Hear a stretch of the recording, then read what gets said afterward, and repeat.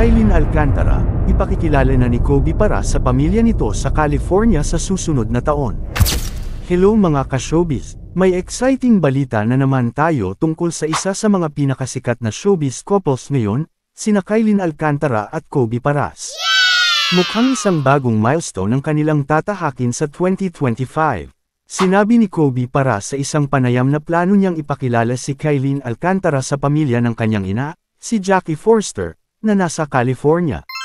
Ayon kay Kobe, gusto niyang makilala ng kanyang pamilya sa US ang kanyang nobya. Wow! I have a lot of family from my mom's side in the States, so I would like them to meet Kai, sabi ni Kobe. Natanong naman si Kylene kung handa na siyang makita si Jackie Forster at ang pamilya nito. Ang sagot ni Kylene, isang matamis na definitely. Sinabi pa niya na dahil na-meet na ni Kobe ang kanyang buong angkan, handa na rin siya sa kanya. Na-meet niya na po ang aking buong angkan, why not naman, di ba? Yung kanya naman.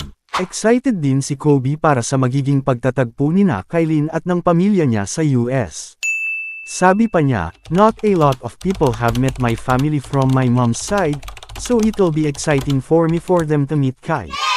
At hindi lang yan, mga ka-showbiz. Bago ang kanilang biyahe sa US, magdidiwang muna sina Kobe at Kylene ng Pasko sa Bicol kasama ang pamilya ni Kylene. Ang sweet, Wow. di ba? Talagang seryoso na ang relasyon ng dalawa.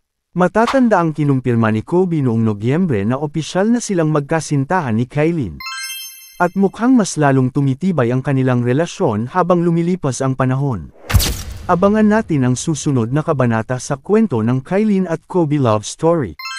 Ano sa tingin ninyo, mga ka-showbiz? Excited na rin ba kayo para sa kanila? E-share ang inyong thoughts sa comment section.